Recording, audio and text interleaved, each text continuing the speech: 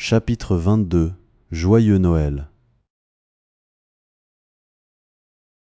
Enfin, vers midi, après qu'on eut renvoyé les gréeurs à terre, après que le pécode eût été remorqué loin de l'estacade, et que la prévenante Charité ait fait sa dernière apparition dans une baleinière avec son dernier présent, un bonnet de nuit pour Stub, le deuxième second, son beau-frère, et une bible de rechange pour le cambusier.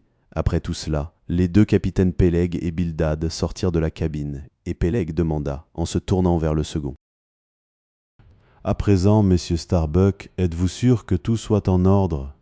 Le capitaine Achab est parfaitement prêt. Je viens de lui parler, plus rien à prendre à terre, hein ? Alors appelez tout l'équipage, rassemblement à l'arrière, le diable les emporte. » Inutile de blasphémer, même si le temps presse, Peleg, dit Bildad, mais va, ami Starbuck, et exécute notre ordre. Quoi ? Jusqu'à l'extrême dernière minute avant le départ, le capitaine Peleg et le capitaine Bildad gardaient la haute main sur le commandement, comme s'ils allaient être co-officiers en mer, comme ils semblaient l'être au port.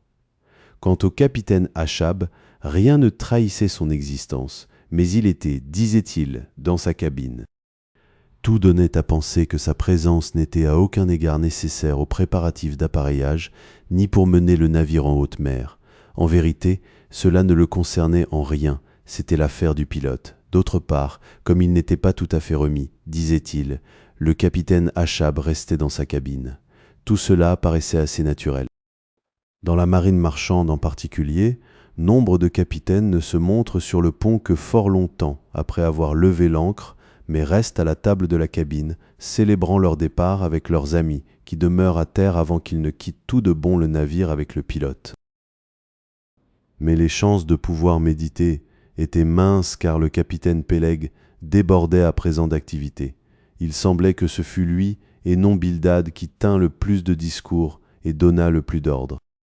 « À l'arrière, et vous fils de célibataires !» criait-il aux hommes qui s'attardaient au grand mât.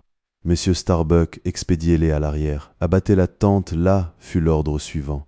Comme je l'ai déjà dit, cette marquise en fanon n'était jamais dressée qu'au port et à bord du Péquod. Depuis 30 ans, on savait bien que l'ordre d'abattre la tente suivait immédiatement celui de lever l'ancre. Armez le cabestan, sang et tonnerre, sautez, et les hommes se ruèrent aux inspects. Lorsqu'un navire fait effort pour déraper son ancre, la place généralement occupée par le pilote est à l'avant du navire. C'est là que se tenait Bildad, qui, tout comme Peleg, qu'on se le dise, en plus de ses autres qualifications, était l'un des pilotes brevetés du port. On le soupçonnait d'avoir acquis ce brevet à seule fin d'économiser la redevance qu'il aurait dû verser à un pilote de Nantucket pour tous les navires où il avait des intérêts, car on ne l'avait jamais vu piloter d'autres bâtiments. On pouvait donc voir Bildad très occupé à regarder par-dessus la proue pour surveiller l'apparition de l'ancre, chantant par moments un couplet de ce qui semblait être un psaume lugubre destiné à encourager les hommes au guindeau qui, eux, braillaient avec conviction un refrain où il était question des filles de Bouble Alley. Il n'y avait pas 3 jours, toutefois, que Bildad leur avait dit qu'aucune chanson profane ne serait tolérée à bord du Péquod, et moins que jamais au moment où l'on lèverait l'ancre. Charité, sa sœur, avait déposé sur la couchette de chaque marin un fascicule de morceaux choisis de Watts. Pendant ce temps, surveillant l'arrière du navire, Peleg se démenait et jurait de la plus terrifiante manière. Je fus sur le point de croire qu'il allait envoyer le bateau par le fond avant qu'on ait pu amener l'ancre. Involontairement, j'immobilisais. Mon anspect et conseillé à Queequeg de faire de même, songeant au danger que nous courions tous deux avec un diable pareil comme pilote. Je me consolais cependant à la pensée que le pieux Bildad assurerait notre salut en dépit de sa 77e part, lorsque je sentis soudain un coup brutal me défoncer le derrière. Me retournant, je fus horrifié de surprendre le capitaine Peleg en flagrant délit de retirer son pied. Ce fut mon premier coup de pied au cul. C'est comme ça qu'ils virent sur la chaîne dans la marine marchande, hein ? Rugit-il. Saute, tête de veau, saute, romps-toi l'échine. Pourquoi ne sautez-vous pas, dis-je. Vous tous, allons, Quogue, saute.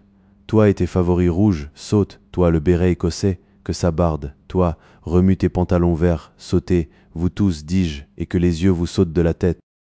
Ce disant, il se promenait près du guindeau, en faisant ici et là un usage très libéral de son pied, tandis que l'imperturbable Bildad psalmodiait toujours. Le capitaine Péleg, me disais-je, a dû boire un coup aujourd'hui. Enfin, l'ancre fut levée, les voiles hissés et nous glissâmes sur l'eau. C'était un jour de Noël aigre et froid, et tandis que la courte journée nordique se fondait déjà en nuit, nous nous trouvâmes presque en plein océan hivernal dont l'écume gelée nous saisissait dans une étincelante armure de glace. Les longues rangées de dents des pavois luisaient au clair de lune, et pareilles aux défenses d'ivoire de quelque gigantesque éléphant, d'immenses glaçons se recourbaient à la proue. En tant que pilote, le décharné Bildad était chef du premier quart, et de temps en temps, tandis que le vieux bâtiment plongeait profondément dans la verte mer et en faisait jaillir les paillettes d'une gerbe qui le givrait tout entier, et tandis que le vent mugissait et que vibraient les cordages, on l'entendait chanter assidûment. Au-delà des flots qui enflent, les douces prairies se tiennent prêtes en éclatantes robes vertes. Ainsi apparut aux Juifs le vieux pays de Chanaan, dont les flots du Jourdain les séparaient encore. Jamais douces paroles ne furent plus douces à mes oreilles qu'alors. Elles chantaient l'espérance. Chapitre 23. Terre sous le vent. Dans un chapitre précédent, il a été question d'un dénommé Bulkington, un marin de haute stature, fraîchement débarqué et rencontré à l'auberge de New Bedford. Tandis que, par cette nuit d'hiver cassante de gel, le Péquod pourfendait d'une étrave vindicative la vague maligne et froide qui vige à sa barre sinon Bulkington. Je regardais avec une sympathie et une crainte respectueuse l'homme qui, en plein hiver, à peine rentré d'un dangereux voyage de 4 ans pouvait, sans répit, repartir aussitôt vers la tempête et de nouveaux dangers. La terre semblait lui brûler les pieds. Les plus étonnantes merveilles sont à jamais ineffables. Les souvenirs profonds ne demandent point d'épitaphe, ce chapitre, long de 6 pouces, et la tombe sans marbre de Bulkington. Laissez-moi dire seulement qu'il en alla pour lui comme pour le navire secoué par l'ouragan qui longe misérablement la terre sous le vent. Le port ne serait que trop heureux d'accorder son secours, le port est compatissant, le port assure la sécurité, le confort, la pierre du foyer, le souper, la chaude couverture, des amis, tout ce qui dispense la douceur à notre faiblesse. Mais dans ce vent de tempête, le port et la terre sont les pires dangers qui guettent ce navire. Il lui faut fuir toute hospitalité. Sa quille viendrait-elle à effleurer la terre, qu'un grand frisson le secouerait de part en part. De toute sa puissance, il doit forcer de voile pour s'éloigner des rivages, et ce faisant lutter contre les vents mêmes qui voudraient le ramener vers eux, chercher la mer cinglante, vide de toute terre, et pour survivre se précipiter avec désolation dans le péril son seul ami, son plus implacable ennemi. Le sais-tu, Bulkington ? Tu semblais avoir entrevu cette vérité, mortellement intolérable, qu'une pensée profonde et sincère n'est que l'intrépide effort de l'âme pour sauver l'indépendance, sans limite de son propre océan, cependant que les vents les plus furieux, soufflant de terre et de mer, conspirent pour la rejeter à la côte traîtresse et servile. Mais comme loin de toute terre seulement, demeure la vérité la plus haute, sans rivage, et comme Dieu illimité, mieux vaut périr dans cet infini hanté de clameurs que d'échouer honteusement à la sécurité de la terre sous le vent. Tout ver de terre que nous sommes, lequel d'entre nous se sentirait l'ardent désir de ramper, épouvante de l'épouvante, tant d'agonie serait-elle vaine. Courage, courage, au Bulkington. Batte-toi avec acharnement, demi-dieu. Ton apothéose jaillit tout droit de l'écume soulevée par ta mort océane. Chapitre 24. Le plaideur. Étant donné que Kikeg et moi, nous sommes désormais embarqués pour la pêche à la baleine, et parce que celle-ci est aujourd'hui considérée par les terriens comme une occupation honteuse et dépourvue de poésie, je désire vous convaincre, vous terriens, de l'injustice qui nous est ainsi faite à nous autres, chasseurs de baleines. Bien qu'il paraisse presque superflu d'insister sur ce fait, il convient de relever tout d'abord que, parmi le grand public, la chasse à la baleine n'a pas place dans les professions libérales. Si un étranger se présentait dans une société mélangée de la métropole, il ne rehausserait guère l'opinion générale sur ses mérites s'il se présentait en tant que harponneur, par exemple. Et si, à l'instar des officiers de marine, il faisait figurer sur sa carte de visite les initiales PA, C. Pêche au cachalot, un tel procédé paraîtrait présomptueux et ridicule à l'extrême. Sans doute, la raison majeure pour laquelle le monde refuse de nous rendre hommage à nos baleiniers est-elle celle-ci. Les gens pensent, en mettant les choses au mieux, que notre profession n'est qu'une sorte de tuerie et qu'une fois engagés activement dans cette affaire, tout n'est plus que souillure autour de nous. Nous sommes des bouchers, il est vrai. Mais furent aussi des bouchers portant les plus sanglantes médailles, tous les chefs militaires que le monde, invariablement, se délecte à honorer. Quant à la charge de saleté que l'on fait peser sur notre travail, vous serez bientôt éclairé sur certains faits, jusqu'ici à peu près généralement inconnus, et qui, tout compte fait, situeront, de façon éclatante, le navire baleinier parmi les choses les plus propres de cette proprette terre. Mais, même en acceptant comme véridique cette allégation, quel pont visqueux et en désordre d'un baleinier est comparable au charnier répugnant de ces champs de bataille, dont tant de soldats reviennent pour boire aux applaudissements de toutes ces dames. Et si la notion de danger ajoute un prestige populaire tel au métier de soldat, permettez-moi de vous affirmer que plus d'un vétéran qui s'était pourtant lancé d'un cœur léger à l'assaut d'une batterie, fuirait rapidement à l'apparition de la queue géante du cachalot battant l'air en tourbillon au-dessus de sa tête. Car quel rapport peut-on établir entre les terreurs engendrées par l'homme et accessibles à son entendement et ces prodiges d'épouvante réalisés par Dieu? Au reste, bien que le monde nous repousse avec mépris nous autres baleiniers, il nous rend inconsciemment le plus profond hommage et même une adoration généreuse. En effet, comme sur autant d'autels, et d'un bout à l'autre de la terre, presque tous les cierges, les lampes et les bougies brûlent à notre gloire. Mais considérez cette question sous d'autres angles, pesez-la dans les plus diverses balances, et voyez ce que nous sommes et ce que nous avons été, nous autres baleiniers. Pourquoi la Hollande, sous l'administration des Witt, eut-elle des amiraux pour ses flottilles de baleiniers? Pourquoi Louis XVI de France arma-t-il à ses propres frais des navires baleiniers à Dunkerque, invitant courtoisement dans cette ville quelques 20 ou 40 familles de notre propre île de Nantucket? Pourquoi, entre 1750 et 1788, la Grande-Bretagne versa-t-elle à ses baleiniers des primes se montant à 1000 de livres? Et finalement, comment se fait-il que nous, baleiniers d'Amérique, nous surpassions à présent en nombre la totalité des autres baleiniers du monde, que nous ayons une flotte de plus de 700 navires menés par 18 000 hommes, dépensant annuellement 4 000 milles de dollars, des navires valant à l'appareillage 20 000 milles de dollars et ramenant chaque année dans nos ports une moisson bien gagnée de 7 000 milles de dollars. Que signifie tout cela, sinon la puissance inhérente à la pêche, à la baleine ? Et ce n'est pas même la moitié des arguments. Voyez encore. Je soutiens qu'un philosophe universel ne peut pas, quand bien même il y irait de sa vie, relever une seule influence pacificatrice ayant eu, au cours des 60 dernières années, un pouvoir aussi étendu sur le monde entier, pris en bloc, que cette noble et grandiose chasse à la baleine. D'une façon ou d'une autre, elle a entraîné des événements si remarquables en eux-mêmes, si importants dans leurs conséquences permanentes, qu'on peut bien la comparer à cette mère égyptienne qui mettait au monde des filles déjà gravides à leur naissance. Ce serait une besogne sans fin et sans espoir que d'établir un répertoire de ses mérites.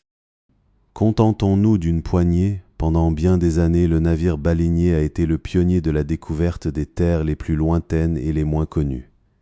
Il a exploré des mers et des archipels ne se trouvant sur aucune carte et où aucun Vancouver, aucun Cook n'était allé. Si les navires de guerre américains et européens entrent paisiblement dans des ports autrefois barbares, qu'ils tirent des salves en l'honneur et à la gloire du baleinier qui le premier leur a ouvert la route et leur a servi d'interprète auprès des sauvages.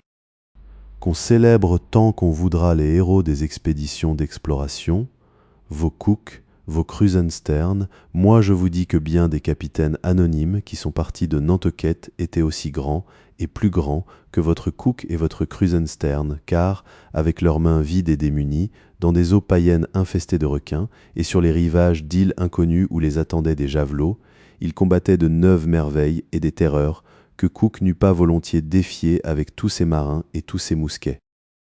Tout ce que montent en épingle les vieux récits de voyage dans les mers du Sud n'étaient que les banalités de la vie quotidienne de nos héroïques Nantuckets.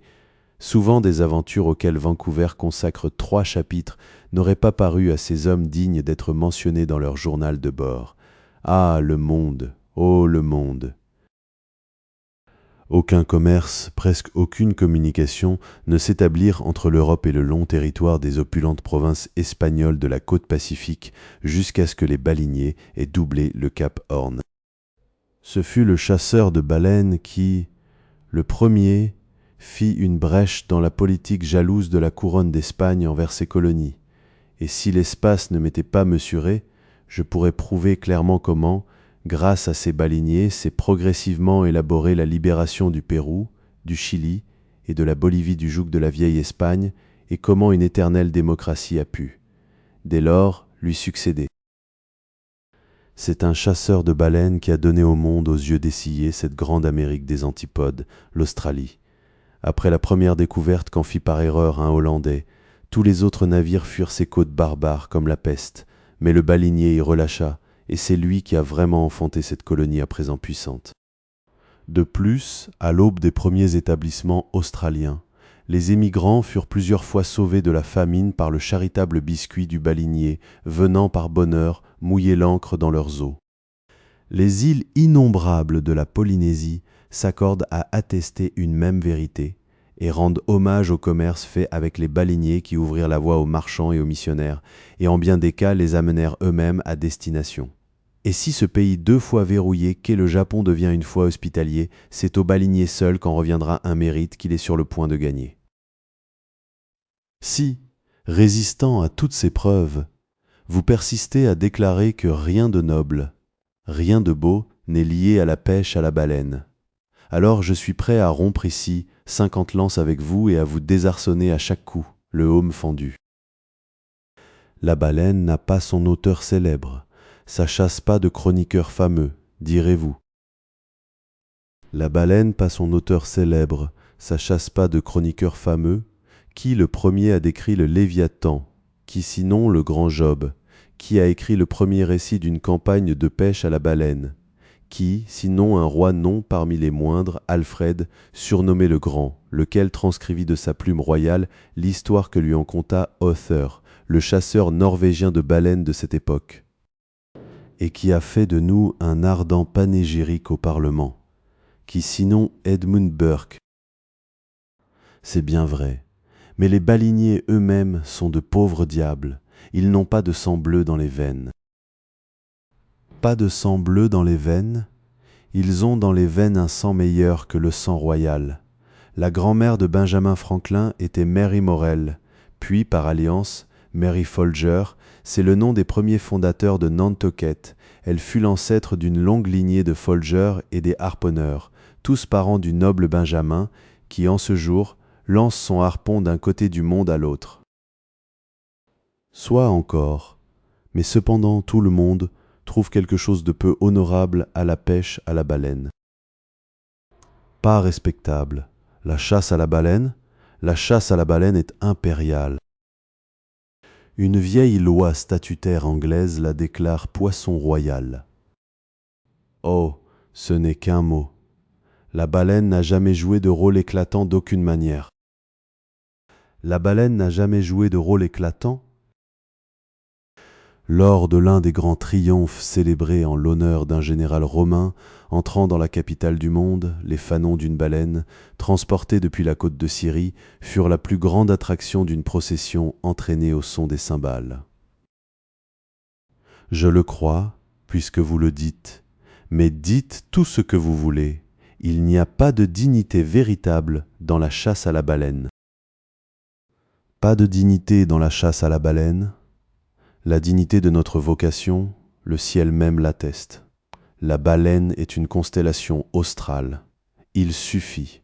Enfoncez votre chapeau devant le tsar et tirez-le à quick-egg. Il suffit. Je connais un homme qui, au cours de sa vie, a pris 350 baleines. Je tiens cet homme pour plus respectable que ce grand capitaine de l'Antiquité qui s'est vanté d'avoir pris autant de villes fortes. Quant à moi, si, par chance, une puissance non encore révélée est en moi, si je mérite jamais quelque vraie réputation dans ce monde avare, à laquelle je puisse raisonnablement prétendre, si j'accomplis dans l'avenir quelque chose qu'un homme, somme toute, préfère avoir fait plutôt que laisser à faire, si, à ma mort, mes exécuteurs testamentaires, ou plus probablement mes créanciers, trouvent quelques précieux manuscrits dans mon bureau, j'en impute d'ores et déjà ici tout l'honneur et toute la gloire à la chasse à la baleine, car un navire baleinier fut mon Yale et mon Harvard.